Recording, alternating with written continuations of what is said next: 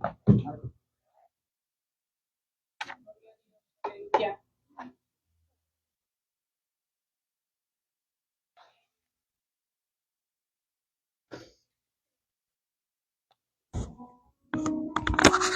Dios los bendiga en esta mañana muy bonita, muy calorosa ya, dice la hermana, que ya tiene calor, pero todavía no hace, todavía aguantamos un poco más. Es un privilegio grandísimo nuevamente estar aquí. Vamos a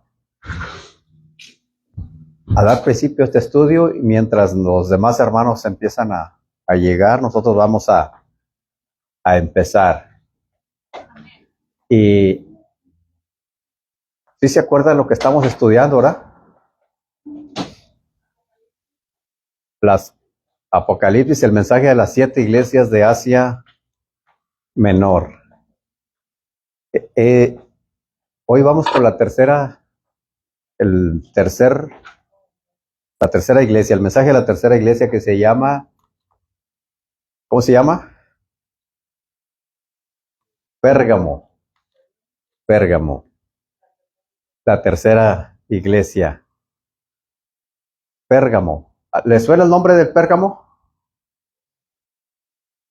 ¿Le suena? Bueno. La iglesia de Pérgamo, la ciudad de Pérgamo, era una ciudad muy famosa en el Asia Menor. Era una ciudad de Misia en Asia. Dice, vamos a dar poquitito información, ¿verdad? De lo que era la ciudad, cómo era, qué se hacía, para poder entender un poquito el mensaje. Dice,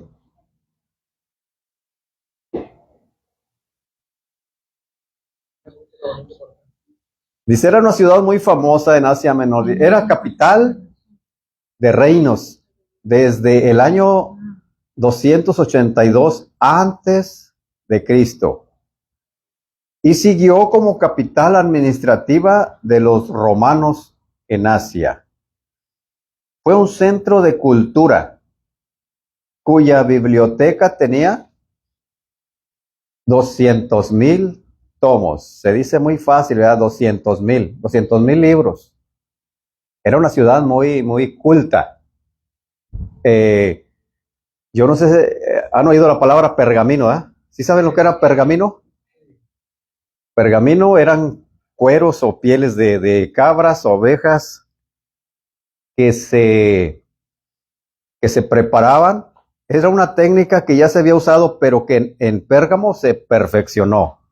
Se lavaba la piel, se ponía a secar, se restiraba, se le quitaba toda la carne que tenía para dejarlo lo más delgadito que se pudiera, y de ahí se hacían rollos. No sé si han visto películas, ¿verdad? Cuando los que extienden los rollos, eran rollos de piel. Entonces ahí se escribía. Esa técnica de escritura fue la que sucedió al papiro. Antes de eso era el papiro el que se usaba en el antiguo egipcio. Era el papiro. El papiro eran juncos que se daban a las orillas de los ríos, del río Nilo principalmente, ¿verdad? Entonces eran juncos que se hacían como cuadrículas. Se hacía la cuadrícula y luego se machacaba en piedra, se machacaba hasta que se hacía, se unía todo esa cuadrícula y ahí se escribía. Pero esa técnica fue muy, no fue muy perdurable porque se echaban a perder, se borraban las letras. Entonces, cuando descubrieron esa manera de escribir en pieles, fue algo un avance tecnológico muy grande. Entonces, la ciudad de Pérgamo perfeccionó esa técnica y ahí era donde escribían, porque ellos querían que sus conocimientos, que toda su cultura quedara bien escrita para que soportara el paso de los años. Ellos querían que esa ciencia pudiera trascender los siglos y hasta hoy se han encontrado pergaminos escritos. Entonces, por eso de ahí viene la palabra pergamino. Pablo le dice a Timoteo, Timoteo, mándame los pergaminos que dejé allá en alguna ciudad, no me acuerdo dónde los dejó, ¿verdad? Entonces, mándame los pergaminos, porque en ese tiempo se usaba esa forma de escribir. Todavía no se inventaba el papel. ¿Quién inventó el papel? No me acuerdo yo, pero creo que los chinos. Creo que los chinos descubrieron el papel más adelante. Eso lo vamos a estudiar en otra clase. Bueno, entonces, dice que esta ciudad tenía esa biblioteca con 200,000 tomos. Antes no había imprenta. De que estaba la imprenta, todo lo que daba escrito. No, todo era manual. Todo era a mano, escribir y escribir y escribir, escribir. Entonces tenía esa biblioteca muy, muy grande. Esa ciudad y Alejandría eran las que competían en cultura y en escrituras. Siempre estaban compitiendo. Eran ciudades súper importantes. Ciudad de filósofos, ciudad de gente que inventaba cosas. Muchos de los inventos que hoy tenemos, que hoy vemos, se inventaron en esa época.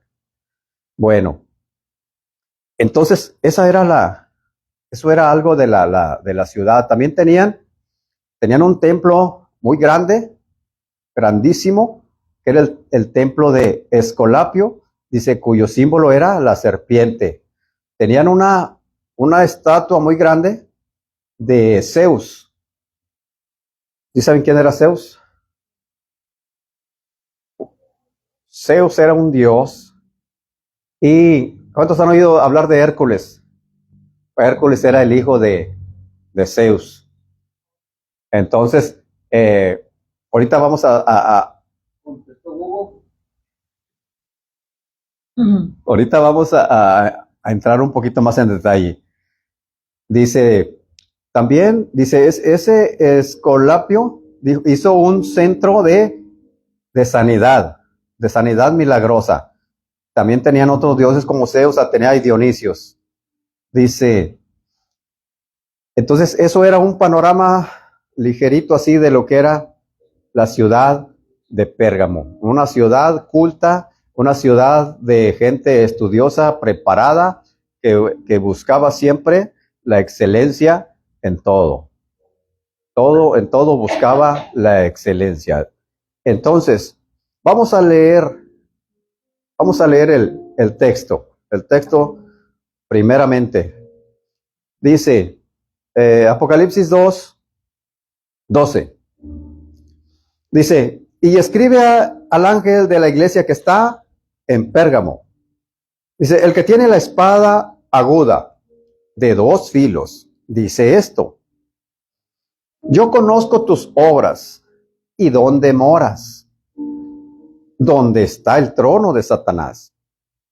Pero retienes mi nombre y no has negado mi fe, ni aun en los días en que Antipas, mi testigo fiel, fue muerto entre vosotros, donde mora Satanás.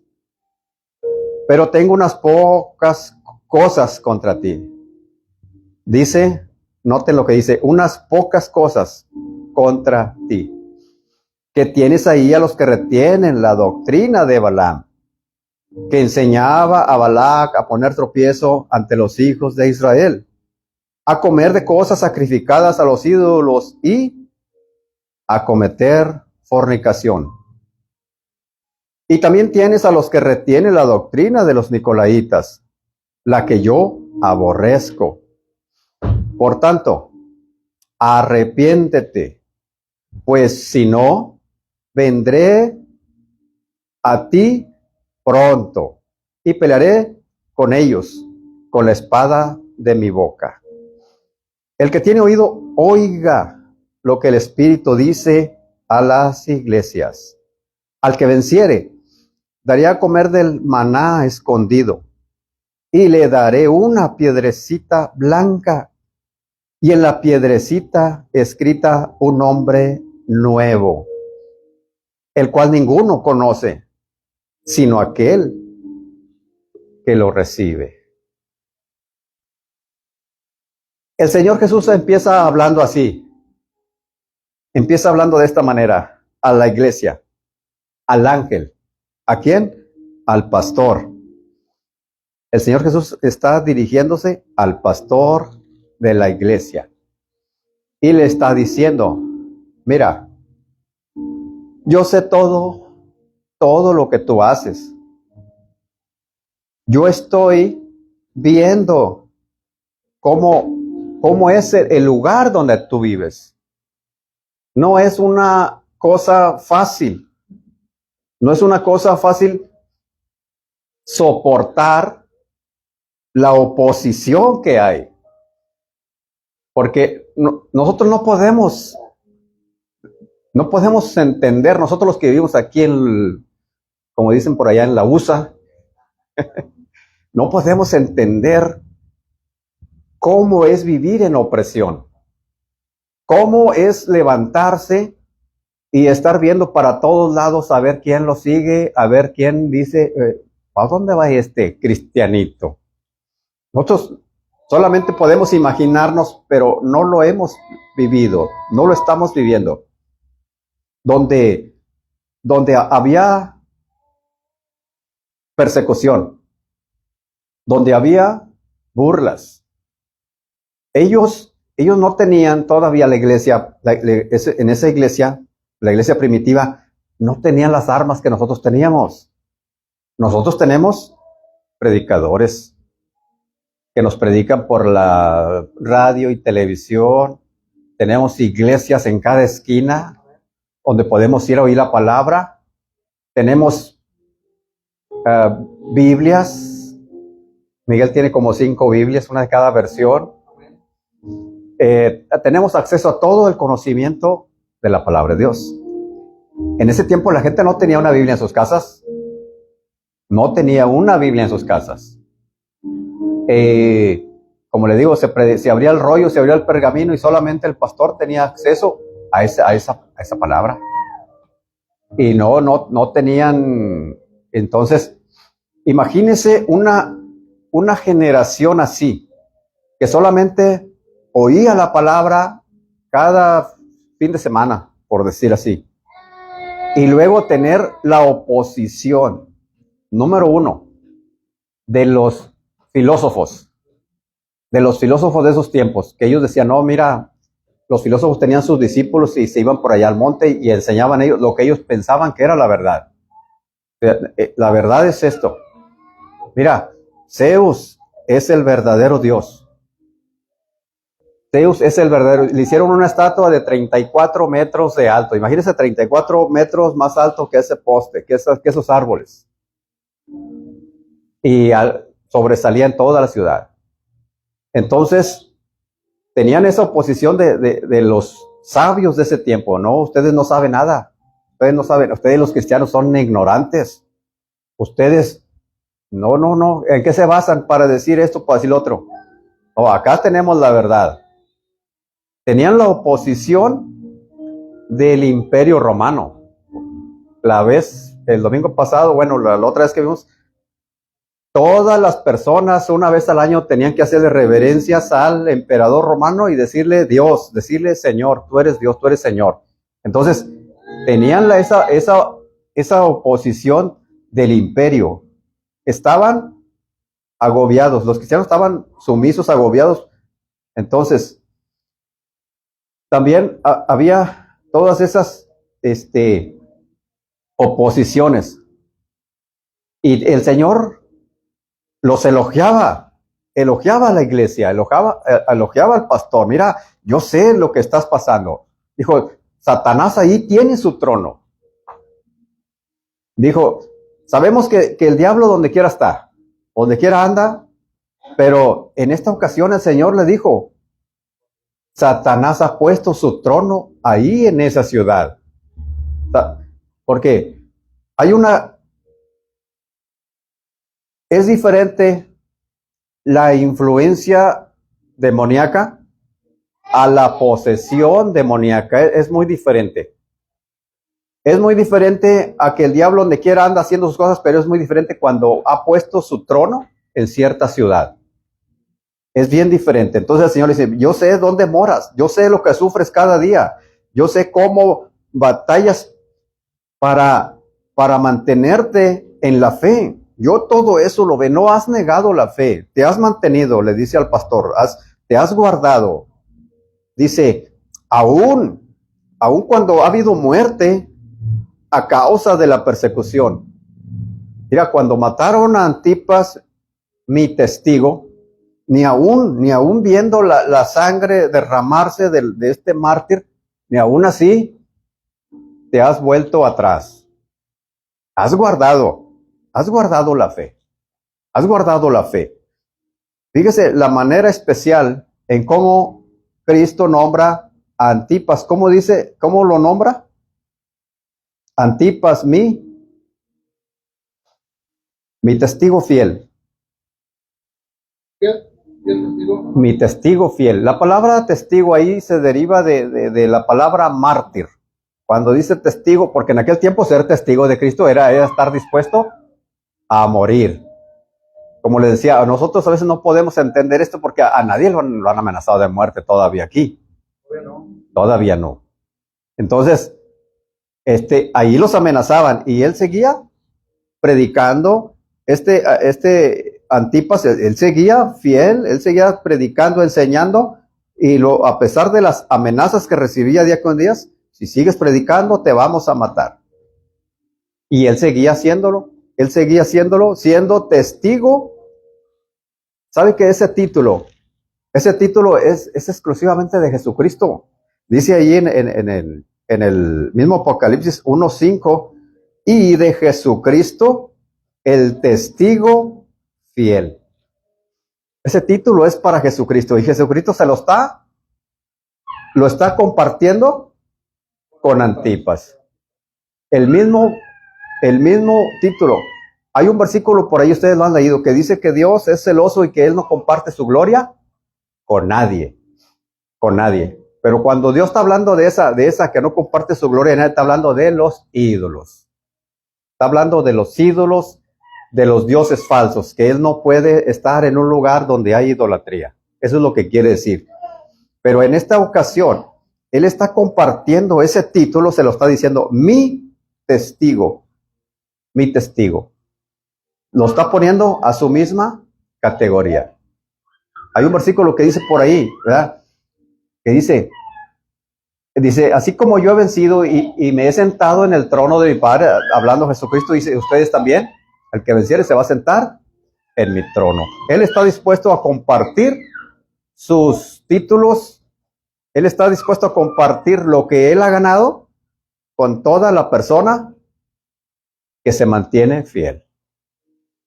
Sí. Sí, hermano, porque ahí vemos que Antipas murió por, no negó su fe, ¿verdad? Y murió porque el Señor le da el título dice que mi fiel testigo se murió como mártir en medio de ustedes, ahí en la ciudad de Satanás, ¿verdad? Porque él ya murió y le fue testigo fiel. Fue testigo, él no negó.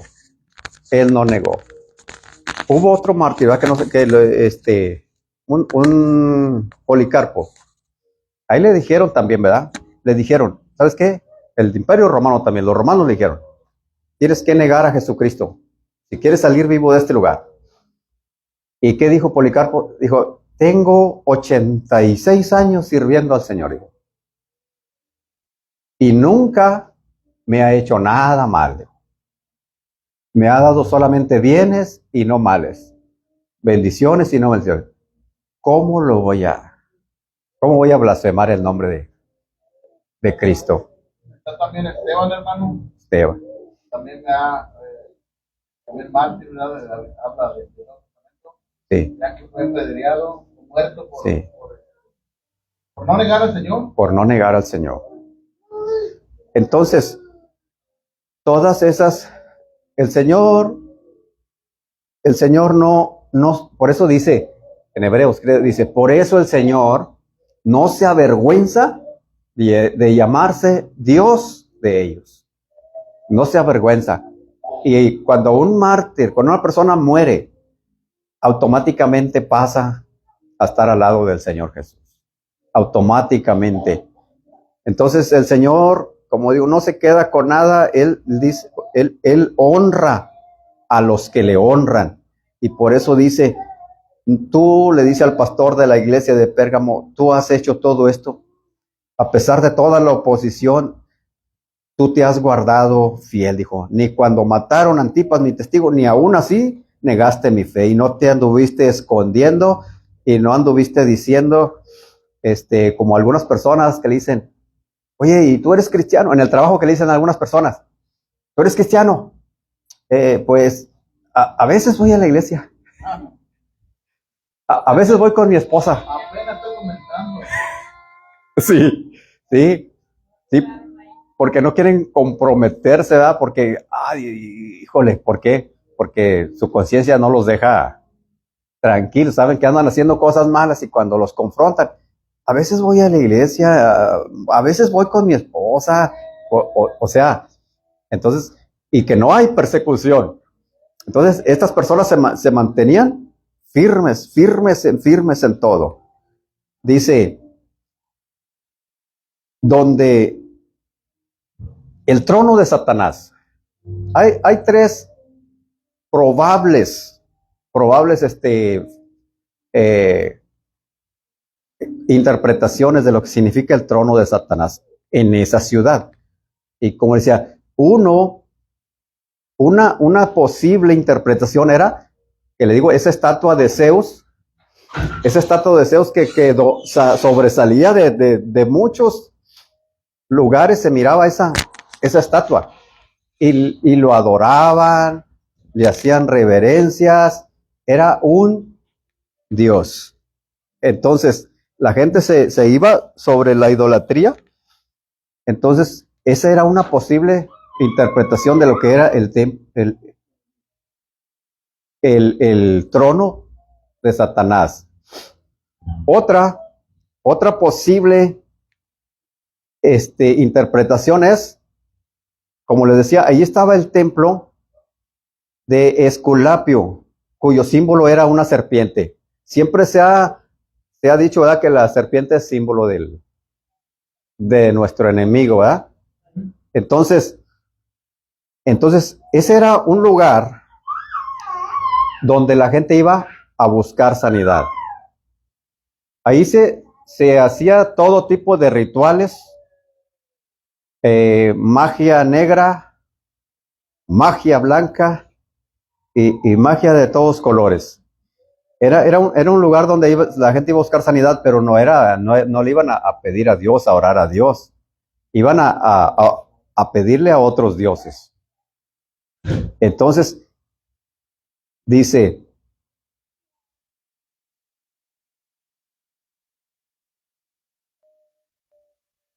y mucha gente iba a esos lugares para buscar sanidad. ¿Sabe que hasta hoy en día, como les decía, el símbolo de ese templo, de esa fundación, por así decirlo, era una serpiente enrollada? ¿Dónde han visto ustedes esa serpiente? Hay muchas. Exactamente, hermana. Hasta hoy en día, la hermana sí viene con todo y sin miedo al éxito. Le pegó en una receta que usted le den, en un símbolo en un certificado de medicina, en el Seguro Social. Ahí está en la esquinita el símbolo con una serpientita enrollada. Bueno, ese símbolo viene desde Pérgamo. Era el centro de sanidad. Todo el que quería, o sea que ahí era válido todo. Podía haber curaciones físicas, pero también había curaciones espirituales a través de gatos negros y de todo eso, ¿verdad? Una gallina negra. Entonces, probablemente a eso se refería el Señor, el trono de Satanás, porque ahí se permitía todo el ocultismo en ese lugar. Y como le digo, el símbolo era la serpiente, que es símbolo, la serpiente antigua. No lo digo yo, lo dice la Biblia. La serpiente antigua es el diablo. Dice en Apocalipsis, más adelante lo vamos a estar viendo. Bueno, dice, y esa era una, la otra ya se me olvidó, hermano. Alguien que me ayude. Bueno, la otra era lo que les decía al principio, el templo de la cultura, donde había, dice que 200,000 tomos. Mucha gente piensa que en el saber de la persona, en lo que sabe, está su prosperidad y que ahí puede encontrar la verdad y que ahí puede encontrar la salvación de su alma. Eso era lo que enseñaban los filósofos de ese tiempo. A través de la purificación del alma, a través de la meditación, que era lo que enseñaba Buda, ¿verdad? Mucha, como decía el chinito, mucha meditación, ¿verdad?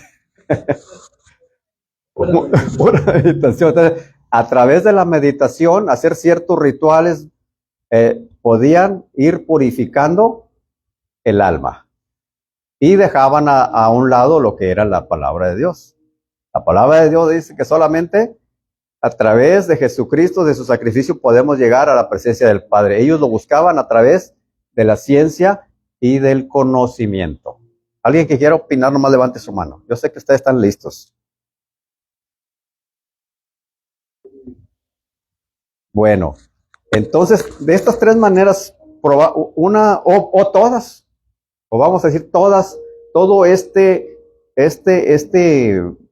cultura de los pergaminos, de los pérgamos, por eso el Señor decía, aquí está el trono de Satanás. Dice, tú te has mantenido fiel a pesar de todas las cosas.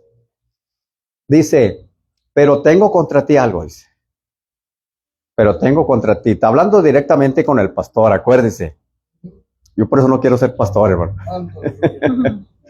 Pero tengo contra ti algo, unas pocas cosas. Fíjese, el Señor Él alaba al pastor y dice, mira todo lo que tú has sufrido, todo lo que tú has hecho, todo. Dice, pero hay unas cositas pequeñas ahí. Como dicen en mi rancho, prietitos del mismo arroz. Hay una cosita ahí. ¿Sí, Miguel? Dice el 14, ¿está leyendo usted también? Sí. Dice, pero tengo unas cuantas quejas en tu contra. Ajá. Sí. Pero no te dice, ¿cómo se dice? Como dicen en mi rancho, no te chifles, hombre, espérate que todavía no acabo. No, el pastor se estaba inflando.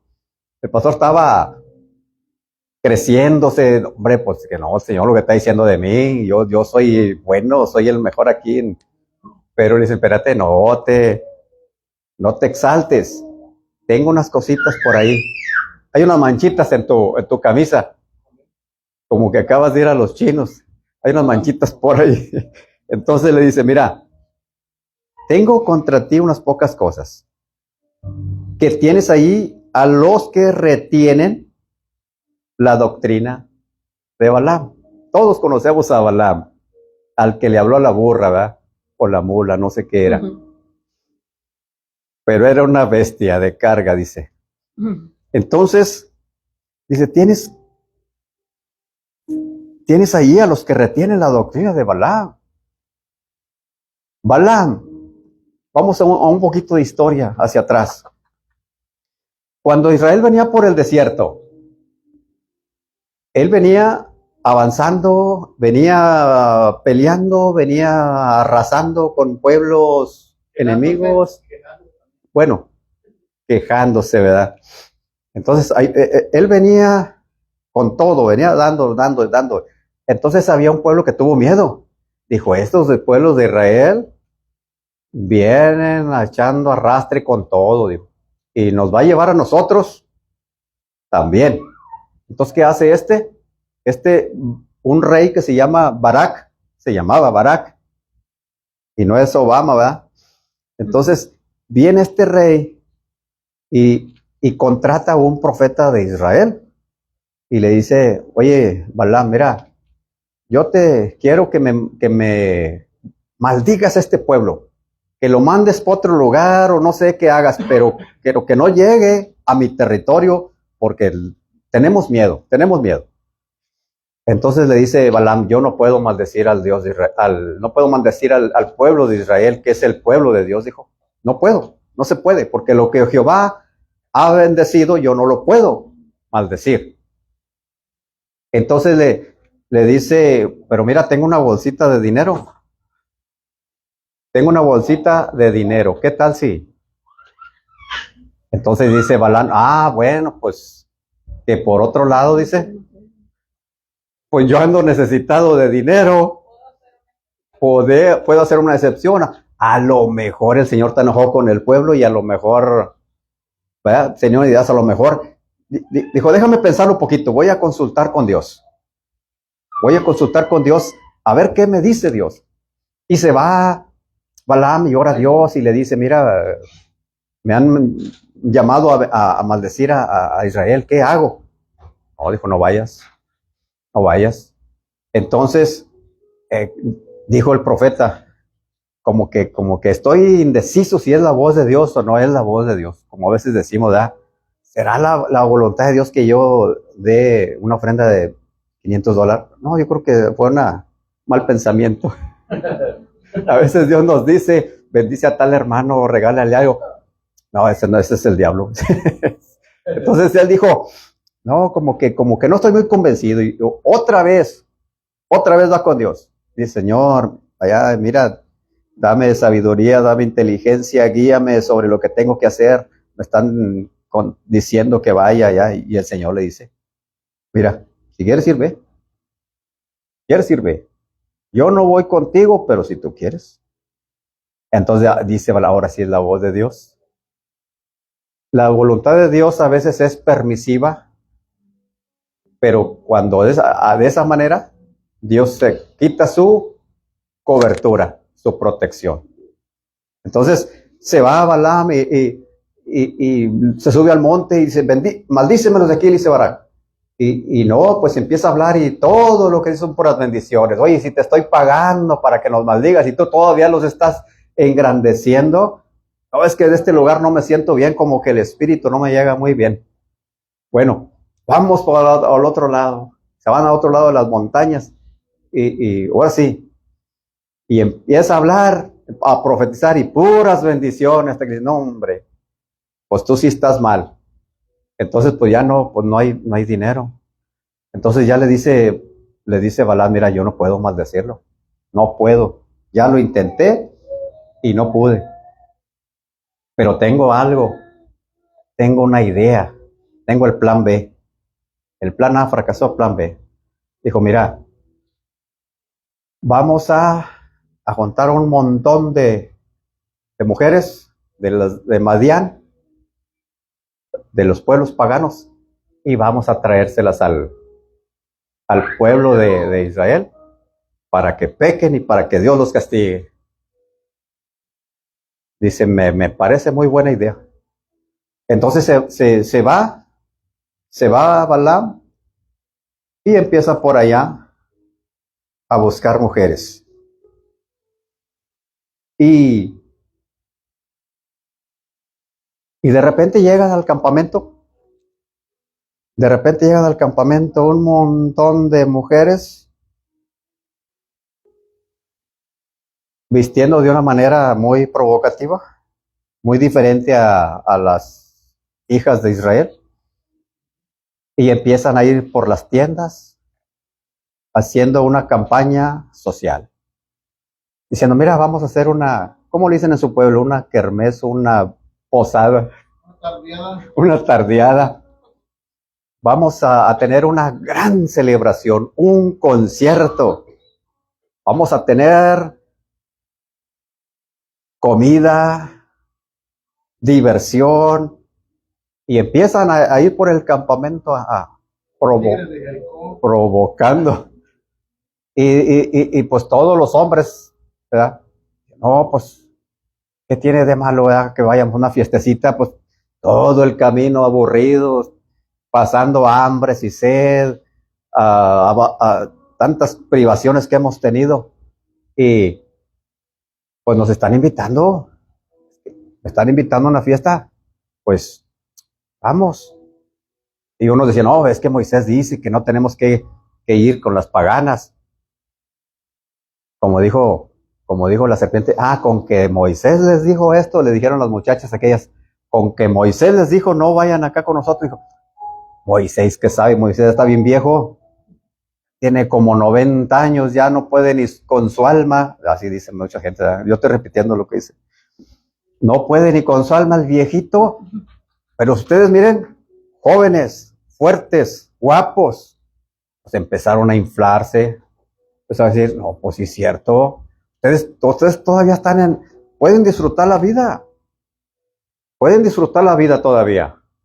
Yo no sé si les suene familiar a lo de este tiempo. Todavía vamos a esa fiesta, vamos a esa tardeada, porque la tardeada se hizo desvelada después, ¿verdad? ¿Y qué hicieron aquellos hombres? Ignoraron la voz de Moisés. Moisés siempre con la palabra de Dios, siempre con los mandamientos. Ya no sabe otra cosa. Y nosotros, pues nosotros somos de la nueva generación. Nosotros estamos jóvenes. Y ahí va el montón de gente. ¿Y qué hicieron? Dice, ya estando allí en la fiesta, empezaron poco a poco, que un poquito de música, que un traguito de vino. Y después, pues ahora la comida. Ahí viene el banquete. Pero era comida sacrificada. ¿A quién? A ídolos. Cosa que Dios les había prohibido terminantemente. No comas de lo sacrificado a los ídolos. Ahí están aventándose el bistec, el menudo, la pancita, el pozole. Y comieron hasta saciar. Y dijeron, esta cosa está buena, entonces ¿por qué por qué Moisés nos quiere privar de esto? Esta cosa está buena acá. Y pues ya, después de todo eso, llega la noche, dice, ¿y el pueblo qué hizo? Dice, el pueblo comió de lo sacrificado a los ídolos. ¿Y cuáles fueron las consecuencias? Pues cometieron pecado sexual. Cometieron pecado sexual. Dice, si alguien lo tiene, creo que está dice, en el capítulo 31, versículo 15, dice, y les dijo Moisés, ¿por qué habéis dejado con vida a todas las mujeres? He aquí, por consejo de Balaam, ellas fueron causa de que los hijos de Israel prevaricasen contra Jehová en lo tocante a Baal-peor, por lo que hubo gran mortandad en la congregación de Israel. Fíjese. ¿Qué libro y qué versículos? Números 31, 15. Fíjese las consecuencias gravísimas. Hubo más consecuencias, hubo muchas más. Ahorita no les voy a leer toda la historia, pero hubo muchas más. Hubo muchas más consecuencias. Dice que murieron en aquel día 24,000. En el 25, te lo voy a leer un poquito más. Dice, moraba Israel, en el capítulo 25 de Números, dice, moraba Israel en Sittim, y el pueblo empezó a fornicar con las hijas de Moab, las cuales invitaban al pueblo, para que vean que no les estoy echando mentiras, dice, las cuales invitaban al pueblo a los sacrificios de sus dioses, y el pueblo comió y se inclinó a sus dioses. Así acudió el pueblo a Baal-peor, y el furor de Jehová se encendió contra Israel.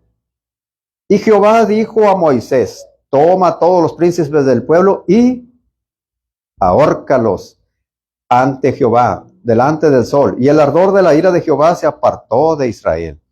Entonces Moisés dijo a los jueces de Israel, maten cada uno aquellos de vosotros que se han juntado con Balpeor. Y aquí un varón de los hijos de Israel vino. Este sí no tenía vergüenza, dice. Dice, vino y trajo una madianita a sus hermanos, a ojos de Moisés y de toda la congregación de los hijos de Israel, mientras lloraban ellos a la puerta del tabernáculo de reunión. Fíjense, estaban llorando por el pecado, por todo lo que había pasado, y este llega todavía con otra mujer ahí. Entonces, dice, y lo vio Fines, hijo de Eleazar, hijo del sacerdote Aarón, y se levantó de en medio de la congregación y tomó una lanza en su mano, y fue tras el varón de Israel a la tienda, y lo alanceó a ambos, al varón y a la mujer. Y cesó la mortandad de los hijos de Israel. Y murieron en aquella mortandad 24,000. 24,000 israelitas murieron a causa de esa dicho que a veces decimos, no pasa nada. No pasa nada. Podemos ir allá, sí, ve, no pasa nada. No pasa nada. Siempre estamos diciendo, no pasa nada. ¿Qué tanto es? Es poquito. Versículo que me gusta mucho citar, un poco de levadura leuda toda la masa. Un mal pensamiento, si lo aloja en su mente y si lo anda acariciando, es como un huevito de gallina que tarde o temprano van a hacer un pollito. Entonces, ese pensamiento tiene que desecharlo. Sí, hermana. Pues muy astuto y a trabajar en la mente y en el corazón del ser humano, como lo hizo con ellos, ¿verdad? Que a ellos les estaba prohibido, pero esas mujeres empezaron a acercarse, a inducirlos a que fueran a este lugar. Y pues así es. No tiene nada de malo ver, no tiene nada de malo escuchar, no tiene nada de malo estar ahí en ese lugar. Pero poco a poquito el pecado va siendo como que no es malo. Entre más pasan cosas, llega a la conclusión de que es más grande. Exactamente. Fíjese, la persecución no pudo doblegar a la iglesia. La persecución no pudo apartarla de la fe, no pudo apartarlo. ¿Pero qué hizo? Es la misma táctica del enemigo desde tiempos, desde que el diablo es diablo hasta que muera, hasta que lo lancen al lago de fuego, va a ser la misma táctica. Intenta varias formas, no puede, intenta otra. Entonces, él no pudo con la persecución, no pudo apaciguar la fe de los cristianos, pero dijo, no, pues ahí les voy a meter la doctrina de Balaam. Lo que hice allá con Balaam, se los voy a aplicar aquí también en la iglesia de Pérgamo. Entonces, y el pastor, ¿qué estaba haciendo ahí? ¿Qué estaba haciendo el pastor? Permitiendo. Estaba tolerando. Dice bien claro, pero tengo unas pocas cosas contra ti que tienes ahí. Muchas veces los pastores, por tener congregación, por tener buenos diezmos, permiten ciertas cositas en la iglesia. Y cuando digo en la iglesia, no me estoy refiriendo a la gente nueva. Ya lo he dicho antes, ¿verdad? Cuando he predicado de la gracia. A la persona del mundo se le debe recibir como venga. Pero aquí no está hablando a los nuevos, no está hablando a los recién convertidos, está hablando a los líderes. Está hablando a las personas que ya tienen un título de creyente. Que ya saben discernir lo que es bueno y malo y lo permiten por ganancias deshonestas. Lo que hizo Balaam, dijo, no, pues aquí hay billete. Dice, hay una parte que dice, retienen la doctrina de Balaam que enseñaba a Balac a poner tropiezo. La palabra tropiezo significaba un palito, una varita que se ponía en las trampas para cazar aves. Cuando el pajarito entraba, movía ese palito y se cerraba la puerta y quedaba preso. De ahí viene, de esa raíz viene la palabra tropiezo. El diablo no puede obligar a pecar a nadie. Porque muchas personas nos amparamos bajo eso. Es que el diablo me ganó. Es que el diablo hizo que pecara. Es que el diablo, no. El diablo, sí. Toda la culpa se la echamos al diablo. Como Adán. Pero no es. El diablo te pone la carnada, te pone el... pero no te obliga. No obliga a nadie. A nadie. El diablo me ganó. Decimos, no. Dice Santiago, cuando uno es tentado, digo, nunca diga que es tentado por Dios, porque Dios no puede ser tentado.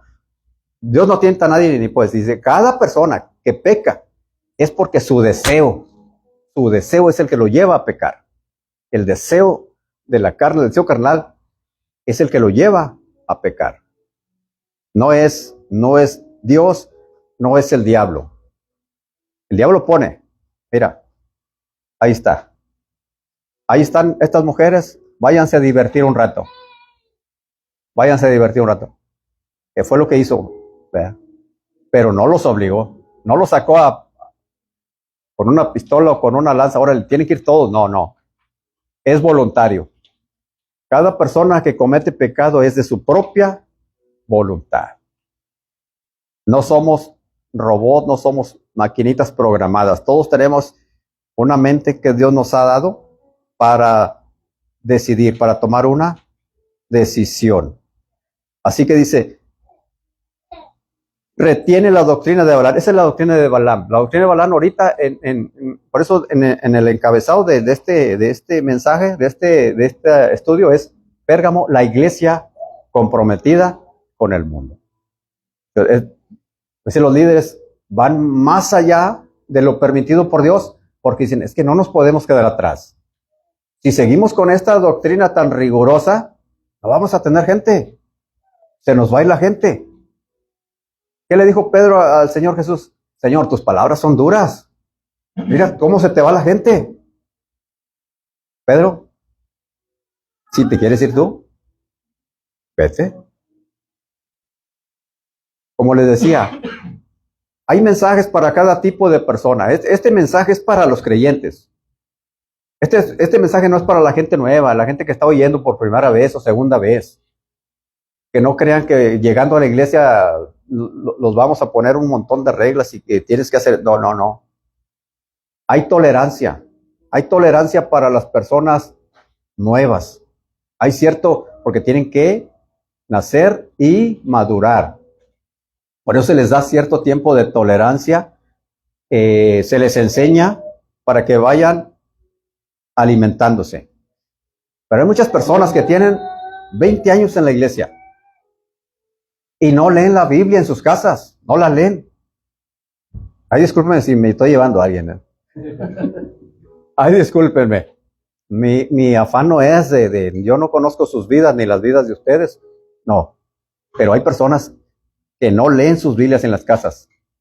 La traen en la cajuela del carro y cuando van a la iglesia la andan buscando para cuando va a leer el pastor. Entonces, esa es una persona que no se está alimentando y que es una persona muy presa fácil del enemigo. Entonces, tenemos que estar alimentándosenos de la palabra. Imagínense, ahorita Santi le dan sus papillas, imagínense que en 20 años sigan dándole papilla a Santi. ¿Y por qué en lo espiritual sí? Sí lo hacemos. Sí lo permitimos en lo espiritual. Queremos nomás venir el domingo, que nos den la cucharadita de papilla y vaya a su casa. Espiritualmente débiles. Súper débiles. Bueno, dice que enseñaba a Balac a poner tropiezo ante los hijos de Israel y a comer cosas sacrificadas a los ídolos y a cometer fornicación. Hoy en día, y como digo, no tengo ánimo de ofender a nadie. ¿Qué es fornicación? Algo parecido. Fornicación es, sí, hermana. Sí. Que una pareja conviva como matrimonio, conviva como pareja y no estar casados. Eso es fornicación. Pero también da no ser fiel. Ujú. Por ejemplo, religión hace la comparación. Bueno, ese es el adulterio. Cuando la persona es infiel es el adulterio. Y la fornicación es cuando una pareja vive sin estar casados. Quiero comentar, por ejemplo, que Dios dice que los cristianos están fornicando con el mundo. Sí, sí. Porque no le somos fieles a Dios. Porque no le somos fieles a Dios. Ahorita hay mucho, es una corriente muy fuerte ahorita, que la gente, las parejas ya no se casan. Nomás se van a vivir juntos y ya no se casan. No, es que vamos a probar a ver si lo hacemos y luego después nos casamos. Y esa corriente ha llegado a la iglesia. Eso empezó en el mundo, la iglesia ya lo ha adoptado también. Hay, y digamos, son jóvenes. No, hay parejas ya grandes, de 40, 50, y nomás como dicen en el rancho, se arrejuntan y no se casan. Y entonces, este lugar, ¿verdad? Aquí no es para decirle, hermano, usted ya debe de casarse porque no, no, no. El pastor sutilmente debe ir con él sin avergonzarlo y decir, hermano, arregle su condición. Tiene que decirle en qué pecado, el pecado en que está. Yo no lo juzgo, no lo corro de la iglesia, pero usted está en peligro. Su alma está en peligro. Su alma está en peligro. Entonces, ahorita hay esa corriente muy fuerte de que la gente ya no se quiere casar, quieren estar juntos por tantos años. Y, como dijo alguien por ahí, y nadie dice nada. ¿Por qué? Se ofende la hermanita, se ofende el hermanito y se me van de la iglesia y se me va la gente. Entonces, eso fue lo que le dijo Cristo, le mandó decir al pastor, tienes esto, tienes ahí en tu iglesia a los que retienen la doctrina de Balaam, que enseñaba a poner tropiezo. En otras palabras, a que la iglesia sea mundana. A que la iglesia sea mundana. Entonces, hay muchas cosas en la iglesia, hay muchos ejemplos. No acabaríamos de muchas cosas en que la iglesia, hablando a nivel general, no de esta ni de la esquina, sino a nivel mundial, están tolerando muchas cosas. El matrimonio entre personas del mismo sexo. No nos vamos a meter mucho en eso, pero hay muchas cositas que están ocurriendo. Dice que murieron en aquel día, ¿cuántos? Como 24,000. Primera Corintios 11:26, les voy a leer este pasaje.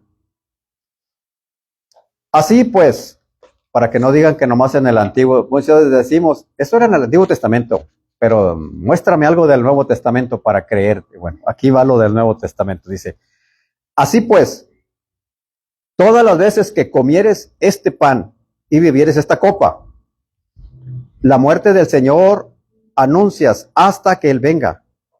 De manera que cualquiera que comiere este pan o bebiere esta copa del Señor indignamente, será culpado del cuerpo y de la sangre del Señor. Por tanto, pruébese cada uno a sí mismo y coma así del pan y beba de la copa. Porque el que come y bebe indignamente, sin discernir el cuerpo del Señor, juicio come y bebe para sí. Por lo cual hay muchos enfermos y debilitados entre vosotros, y muchos duermen. ¿Cuál es la causa? ¿Cuál es la causa de que haya mucha enfermedad? ¿Cuál es la causa de que haya muchos débiles? Hermanos, que yo les digo terroncitos de azúcar. No por la dulzura, sino porque no, apenas los toca y trate de agarrar un terrón de azúcar, no puede agarrarlo. Lo ve, ay, mira qué bonito terroncito, lo va a agarrar y se deshizo. Entonces, hay muchos debilitados, hay muchos enfermos y muchos mueren, muchos duermen. La palabra dormir aquí se está refiriendo a morir espiritualmente primeramente. ¿Cuántos zombies hay en la iglesia ahorita? ¿Cuántas personas caminan, comen, hablan, pero espiritualmente están muertos. Son como zombies espirituales, que vienen, oyen la palabra, ni sí, ni no, ni, como dicen por allá, ni fu ni fa, se salen, agarran su camino igual. Se paran por ahí en un lugar donde hay una fiesta, ahí se paran y se echan sus 3 caguamas y siguen para la casa. No tienen discernimiento espiritual. Dice el proverbio, van como ovejas al matadero. ¿Por qué? A causa del pecado, dice Pablo, pruébese cada sí mismo. Pruébese cada sí mismo, dice, en lo que está haciendo. Porque por estas causas vienen las enfermedades, por estas causas viene la debilidad y por esa causa viene la muerte espiritual. Entonces, dice, seguimos adelante. Ya no, les voy a robar 5 minutos. Ya de tanto robadero, Mejor te lo regalamos para que mande a robar. Buena, como decía por allá, buena rima, Tacho. Buena rima. Entonces dice, los nicolaitas ya sabemos cuál es la doctrina. También tenían a los nicolaitas ahí. También los tenía el pastor este. Yo creo que daban muy buenos diezmos o lo llevaban lo invitaban a comer. Por eso decía, ay, que se queden. Dice, por tanto, dice, arrepiéntete. ¿A quién le está diciendo? Discúlpenme los pastores, pero así es. Al pastor le está diciendo que se arrepienta. No le está diciendo a la iglesia. Al pastor, arrepiéntete. Pues si no, vendré a ti en 10 años. ¿Verdad que no dice? Dice pronto. Vendré a ti pronto. Y pelearé con ellos. Ahora va con la iglesia. Ahora va con la iglesia. Si tú no te arrepientes y no los metes en cintura, como dicen en mi rancho, si tú no los pones al tiro, yo voy a venir y voy a pelear contra ellos directamente. ¿Con qué? ¿Con qué va a pelear? Con la espada. Con la espada. ¿Qué es la espada? La palabra. Dice, si tú no predicas la palabra, yo voy a mandar otro que predique la palabra. Yo voy a mandar otro que los enseñe y que los corrija. Y vuelvo a abrir un paréntesis. No es subirse aquí y empezar a aventar piedras como loco. No se trata de eso. Dice Pablo, que ¿cómo se tiene que exhortar? Con mansedumbre, con amor.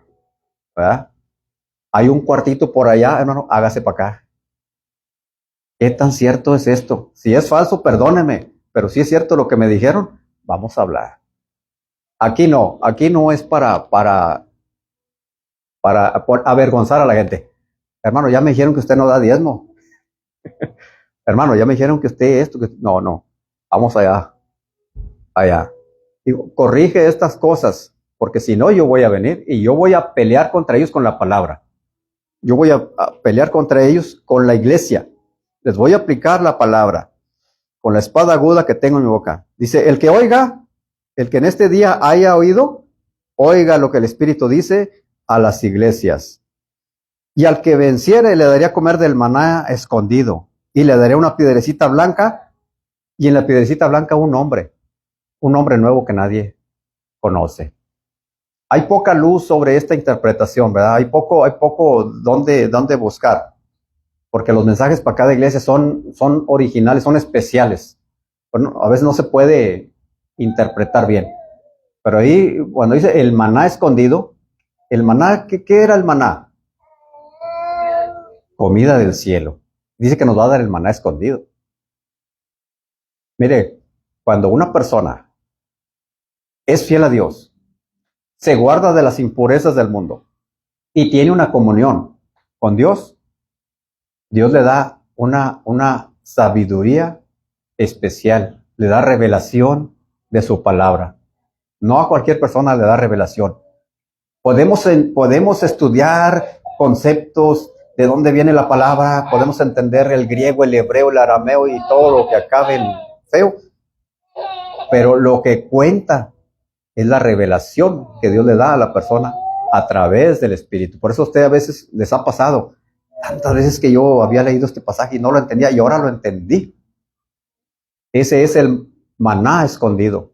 Dios tiene mucha revelación para nosotros. Dios quiere intimidad con nosotros. Por ejemplo, en una pareja, aquí delante de la gente se hablan de un hombre, ¿verdad? Por ejemplo, voy a poner a Miguel y a su esposa. Ellos se dicen por sus nombres aquí. Pero cuando ellos están solos allá en un restaurante o por allá, ellos tienen otra manera de comunicarse. ¿Verdad? Sería el hermano. Ellos tienen otra manera de comunicarse. Ya más íntima, donde no hay nadie. Ahora sí, gordito, vente a comer un ejemplo, ¿verdad? Un ejemplo. Nada que ver con las apariencias físicas. Ahora sí, tienen unas palabras especiales para relacionarse. Por eso dice Dios, el que venciere, el que se guarde de todo eso, dijo, yo le voy a hablar de una manera especial. ¿Cómo decía de David? David mi siervo, David mi amigo. ¿Cómo decía Dios? ¿verdad? Dios lo va a nombrar de una manera especial. Dice que seremos especial tesoro. ¿Usted cómo cuida un tesoro? Bien guardado y quedáis. Así Dios nos va a cuidar a nosotros como algo bien preciado, algo bien. Cuando hubiésemos hecho estas cosas. Que Dios los bendiga, hermanos, esta mañana. Hermano, A ver, el último comentario del hermano. hermano, tenía una cosa que se llama Cristina, ¿verdad? Ahora una vez, ¿cómo le dice?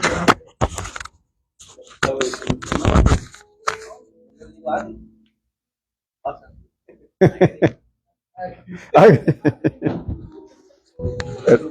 Sí. Bueno, hermanos, Dios me los bendiga.